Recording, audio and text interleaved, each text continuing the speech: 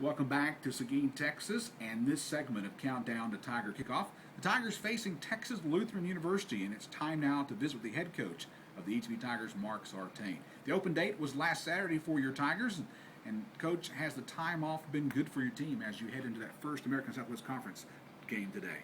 Well, we feel like it has. Feel like it came at a perfect time for us as a team. You're always uncertain sometimes about how to handle an open week. We feel like we had the right combination of work and rest, and of course coming prior to the opening of conference play is an ideal time for it to fall. Before the season started, the American Southwest Conference does a preseason poll where they poll the media, they poll the sports information directors, they poll the coaches, and they picked the Tigers to finish fourth in the ASC behind Mary Hardin-Baylor, Louisiana College, and Hardin-Simmons. Your opponent today, Texas Lutheran, was picked fifth. What's your take on these type of polls? They're not worth the paper they're written on, generally speaking. You really put no stock in those at all. Those are opinions. Some of them are biased. Some of them are intentional. And some of them are just hypothetical. But for the most part, inaccurate would be a good word for them. As we head into conference play today, kind of explain to me how does the people in the nation view the American Southwest Conference as an NCAA Division III football conference? Is it a good feeling out there among coaches you visit with on a national level, or they look at our conference like, well, they're just some people down in Texas? Well, I think last year I served on the regional advisory committee, which ranks teams in our region for the playoffs, for the national playoffs, and I got a real feel for how we were perceived nationally in that experience last year. And for most of the season last year, we had 3 of our conference teams ranked in the top 20 in the country, and very easily could have had a 4th. And when you look at sort of cross-sectional games, common opponents, we stack up very well across the country with other conferences.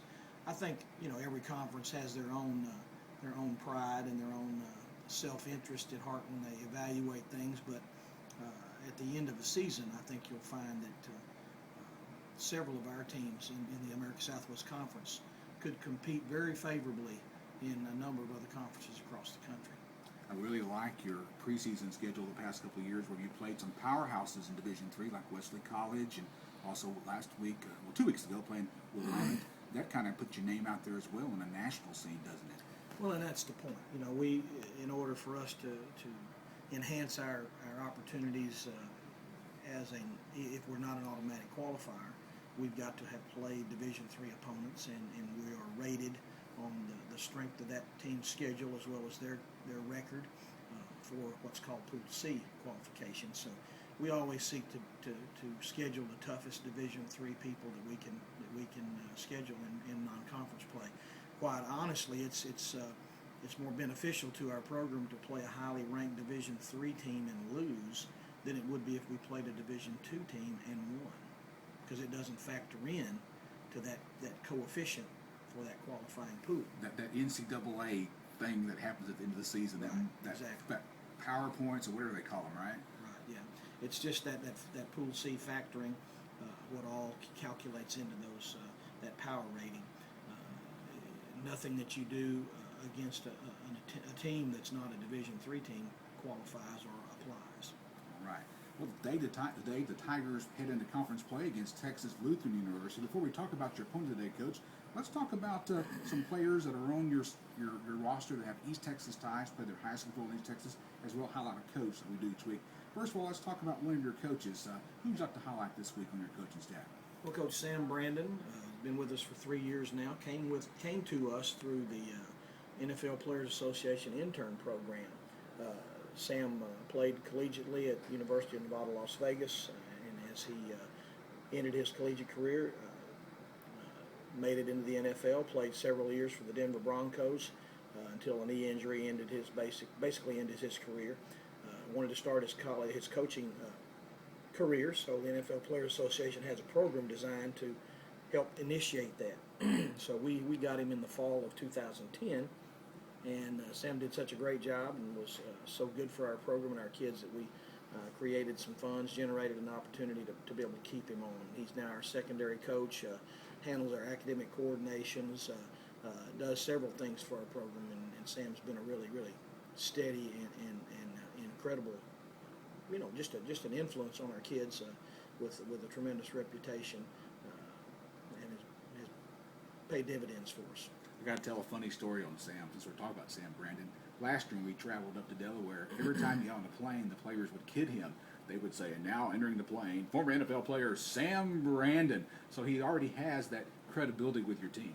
Well, and it continued on the trip to Oregon this year. He was continually rolling his eyes and I guess exasperated with the continual push of that. The pilot would even come on late in the taxiing process and welcome Sam aboard. And we actually took a flight in and out of Denver. And one of the pilots said, "Thanks, Sam Brandon, for your time in Denver." It was the kids still play that card. All right. Now let's talk about two of your players on your roster who have played high school football in East Texas and now a member of the ETBU Tigers. Who would you like to highlight? Kwame Spikes, senior wide receiver for us, has been a 3-year starter in our program. Started part-time as a freshman, actually. Kwame is coming off one of his career game against Willamette, and we're excited about his future.